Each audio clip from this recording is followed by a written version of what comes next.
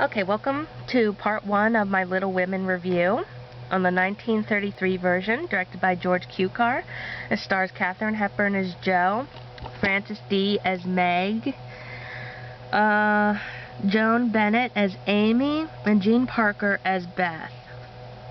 And we also have Douglas Montgomery as Laurie. Okay, this version was the last of the Little Women movies I would end up watching, and I fell in love with it. However, I didn't really watch it. I found it on a website, but it was so wacky I couldn't watch it, but I could only listen to the dialogue. And I took a chance and actually bought it. And watching it was 10 times better. This version is by far the greatest version of the Little Women movies. And I love this movie so much. The acting is great. The casting is magnificent. I like George Cukor, and I just think this is one of the best adaptations of Little Women. Maybe the best, in my opinion. I think Joan Bennett is really good as Amy because even though Amy is more or less of a spoiled little brat, she does portray her somewhat like that in the beginning, but then kind of mellows and turns out to be a really sweet girl. So I actually liked her as Amy. Frances Dee as Meg was also good. I actually prefer her over Trini Alvarado from the 1994 version. No offense to Trini. Jean Parker, once again, was way better than Claire Danes, in my opinion. And Katharine Hepburn is the best Jo, in my opinion, as well. Everyone in this movie was great. Even Marmee was great.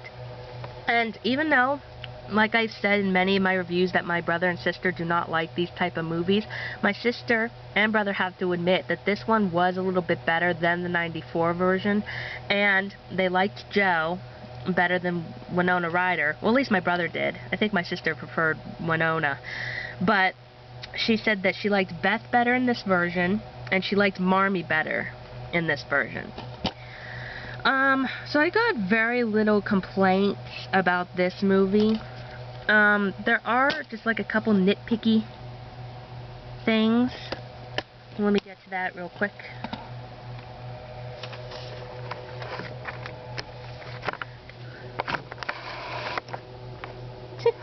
Bummer, you can barely see it from there. Okay.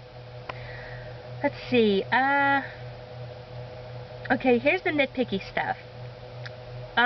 When Beth gets the piano from Mr. Lawrence, and there's a letter, Jo kind of takes it upon herself to read the letter. So it's like, here Beth, I'll just read the letter without you telling me to, or whatever. And the other nitpicky thing is when the telegram comes for Mrs. March about her husband being in the hospital, she barely even looks at the letter. She takes the letter, opens it, and then just puts it on her lap, and it's like she just took a glance at it without even reading it. So those are pretty much the nitpicky things.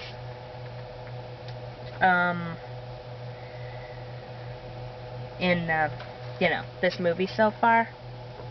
I think the character of Lawrence too, he was really a good actor to play Laurie, and I think he did that role really well. And again, I prefer everyone in this movie more than the 94 version, mostly because it has more feeling to it.